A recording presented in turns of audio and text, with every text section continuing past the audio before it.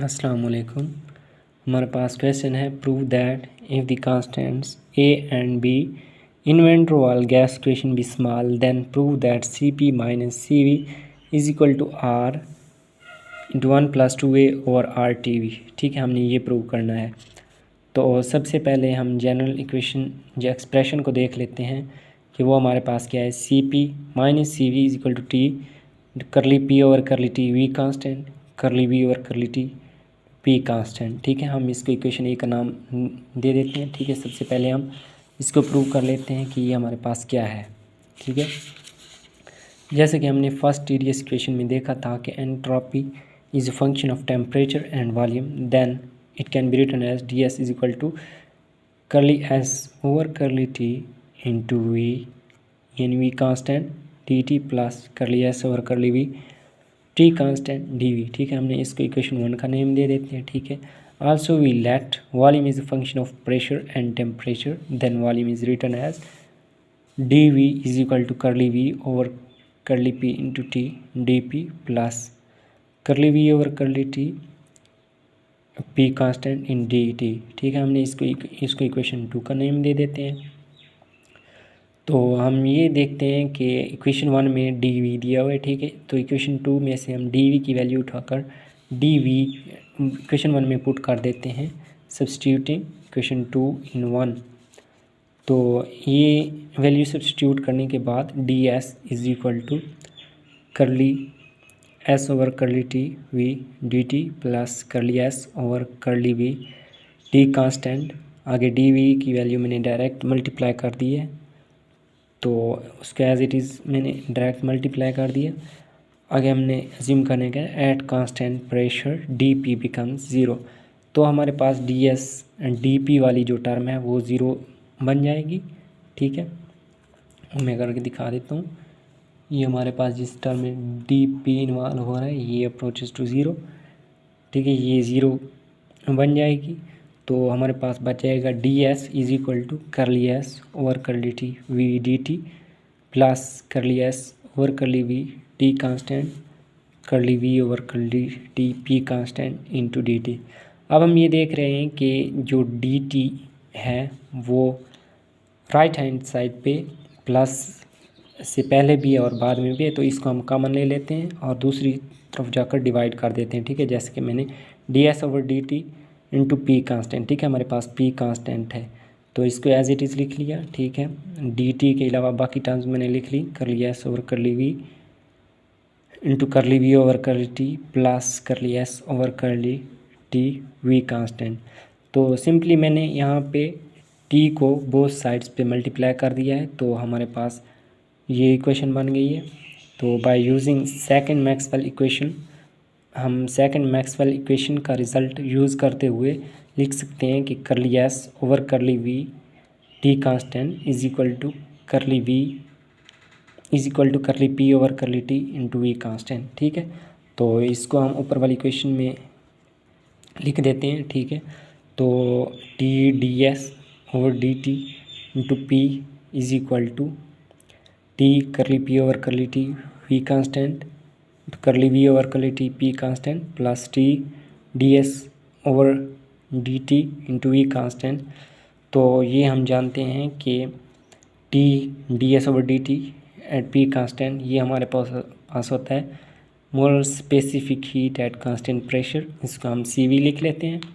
तो दूसरी तरफ हमारे पास है T D S over D T into we constant, ये हमारे पास molar specific heat at constant volume. ठीक है, तो सी वी को हम दूसरी तरफ जाकर माइनस कर देते हैं, तो हमारे पास ये जनरल एक्सप्रेशन बन गई। ठीक है, तो इसको लिखने के बाद ये देख लेते हैं कि हम ओरिजिनल आते हैं जनरल एक्सप्रेशन पे। हमने जो हमारा क्वेश्चन था उसमें ये पूछा गया था कि van der Waal gas equation को यूज़ करने हमने ये प्रूव करना है। ठीक है, तो हम सबसे simply van der Waal gas equation लिख लेते हैं। ठीक है, तो हम अज्यूम कर लेते हैं कि जो हमारे पास n है वो इज इक्वल टू 1 मोल है। ठीक है, तो ये हमने लिख लिया 1 मोल P प्लस ए और v square into v minus b is equal to r t. तो सिंपली जो v माइनस बी है हमने उसको दूसरी तरफ जाकर डिवाइड कर दिया। इसको डिवाइड करने के बाद हमने इसको with respect to t both sides पे ना डिफ्रेंशिएट कर देना है, ठीक है। डिफ्रेंशिएट एट कांस्टेंट प्रेशर एक बार करना है और एक बार एट कांस्टेंट वॉल्यूम, ठीक है। मैंने पहले एट कांस्टेंट प्रेशर किया, ठीक है। तो ये हम देख सकते हैं कि eight constant pressure D P over D T, pressure हमारे पास कांस्टेंट है तो ये ज़ीरो बन जाएगा। आगे प्लस ए हमारे पास कांस्टेंट है d over D T into v की पावर -2, ठीक है। इसका हमने डेरिवेटिव लेना है। दूसरी तरफ साइड पे हम देखें तो नीचे वाली टर्म हम यहाँ पे कोशेंट रूल लगाएंगे, ठीक है। कोशेंट रूल लगाने के बाद नीचे वाली टर्म का स्क्वायर, नीचे वाली term as it is into ऊपर वाली टर्म आर टी, उसका आर आ जाएगा with respect to t minus r t into curly v over curly t into p constant, ठीक है। आगे नीचे वाली टर्म का हमने डेरिवेटिव लिया है तो वो बी कांस्टेंट है वो ज़ीरो बन जाएगा, तो ये इस तरह बन जाएगा, ठीक है। इस तरह अब लेफ़्ट हैंड साइड को देखें, यहाँ पे मैंने किया है सिंपली -2 को पहले लिखा इंटू वी एक माइनस किया curly v over curly t at constant pressure, ठीक है। दूसरी साइड को मैंने एज इट इज़ लिख दिया जैसे लिखी हुई है, ठीक है। तो यहाँ से मैंने सिंपली आगे नेक्स्ट स्टेप में वी माइनस बी को इस दोनों टर्म पे अलग-अलग डिवाइड कर दिया, ठीक है। अलग-अलग डिवाइड करने के बाद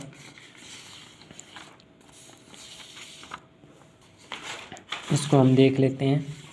दोनों तरफ अलग-अलग डिवाइड करने के बाद जो है हम r over v minus b को उसी साइड पे रहने देते हैं, बाकी टर्म को दूसरी साइड पे जाकर दूसरी टर्म प्लस हो जाएगी, ठीक है। तो उसको हमने लिख लिया। तो यहाँ से हम कॉमन ले लेते हैं, ठीक है। कर्ली वी और कर्ली टी इंटू पी ये बोथ टर्म्स में आ रहा है तो इसको हम कॉमन ले लेते हैं, ठीक है। कॉमन लेने के बाद ये टर्म माइनस में है, ये प्लस में है, ठीक है। इसका ख्याल रखना है। R over v minus b into ये वाली टर्म इधर आकर डिवाइड हो जाएगी, ठीक है। तो curly v over curly t into p constant is equal to r over v minus b को हम जब अंदर मल्टीप्लाई करेंगे -2a into v minus b over v cube plus are t over v minus b, इसका square था तो एक we minus B बच गया, ठीक है। इसको हम इक्वेशन 1 का नाम दे देते हैं।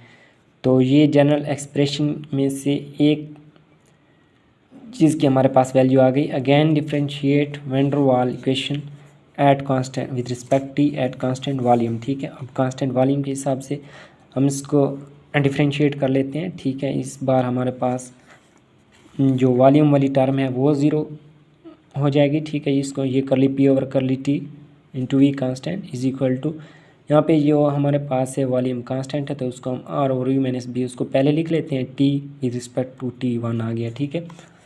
तो इस तरह हमने लिख लिया। तो ये हमारे पास जनरल एक्सप्रेशन की दूसरी टर्म आ गई, ठीक है, r over v minus b. इसको हम इक्वेशन 2 का नाम दे देते हैं, ठीक है। Putting 1 and 2 in general expression, जो हमने general expression c P minus सी वी लेट की थी ये है C P minus C v equal to t into curly p over curly t to v curly v over curly t into p, ठीक है। इसमें हम इसकी वैल्यूज़ को इंसर्ट कर देते हैं। Equal t curly p over curly t we constant ये हमारे पास इक्वल है r over v minus b और ये हमारे पास इस चीज़ की इक्वल है, ठीक है। इनकी वैल्यूज़ लिखने के बाद हम सिंपली क्या कर लेते हैं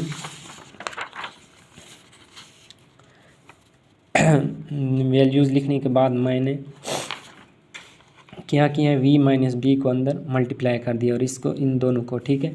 तो ये मेरे पास बन गया t are square over 2a v minus b ज़रा वी माइनस बी का square over v cube plus are t यहाँ पे इस साथ में माइनस है आर टी और वी माइनस बी ज़रा वी माइनस बी ये वाला, तो ये आपस में कैंसिल आउट हो जाएंगे। तो अब हम देखते हैं कि हमने क्वेश्चन में देखा था कि जो v माइनस बी है जो a और b हैं वो स्मॉल वैल्यूज़ हैं, ठीक है। तो उसकी हायर ऑर्डर टर्म्स जो a और b की है हम उनको ना निगलेक्ट कर देते हैं। तो v माइनस बी का स्क्वायर को हम सिंपली लिख लेते हैं v स्क्वायर के, ठीक है। तो c P minus C v equal to t are square over 2a, इसको हम v माइनस बी का स्क्वायर को हमने v स्क्वायर लिखा ओवर वी क्यूब, तो ये वी स्क्वायर वी क्यूब से कट गया, यहाँ पे v बच गया r t over v minus b, ये v माइनस बी मैंने गलती से लिख दिया, ठीक है। ये यहाँ से कैंसिल आउट हो गया। तो इसके बाद है हमारे पास T are square over -2a into V plus are T, ये भी माइनस बी नहीं है, ठीक है। तो यहाँ पे है C P minus C we is equal to, आप देखो मैंने यहाँ ऊपर से भी आर टी कामन लिया और नीचे से भी आर टी कामन लिया, ठीक है। आर टी कामन लिया तो आर टी और आर टी आपस में कट गए, तो ऊपर बच गए r over 1 -2a over R T v. तो इसको नेक्स्ट स्टेप में मैंने लिख लिया, c P minus C we is equal to are into 1 -2a over are t की पावर -1, ठीक है। तो ये हमारे पास सिंपली बायनॉमियल थ्योरम बन गया, ठीक है, जिसको हम लिख लेते हैं, जिसकी मैं जनरल 1 माइनस एक्स की पावर -1, ठीक है। इसको हम जनरली लिख सकते हैं 1 प्लस एन एक्स। तो हमने जैसा कि क्वेश्चन में देखा है कि जो हमारे पास ए और बी हैं वो स्मॉल वैल्यूज़ हैं, तो हमने आगे नेक्स्ट टर्म्स नहीं लिखते क्योंकि वो हायर ऑर्डर टर्म्स को हमने निगलेक्ट कर देना है। तो हम इसको सिंपली लिख सकते हैं is equal to are into 1 as it is plus n हमारे पास है माइनस एन हमारे पास है -1 minus minus plus 2a over R T V, ठीक है। आगे जो हमारे पास टर्म आएगी वो एक्स स्क्वायर की फॉर्म में आएगी, जिसको हम निगलेक्ट कर देते हैं और इसको एज इट इज़ लिख लेते हैं, ठीक है। क्योंकि हमारे पास ए और बी हमने क्वेश्चन में लेट किया था, तो ए और बी स्मॉल वैल्यूज़ हैं, तो हमारे पास यहाँ से c P minus C we is equal to are into 1 plus 2a over R T v, हमने यही प्रूव करना था। तो हमारा क्वेश्चन कंप्लीट हो गया।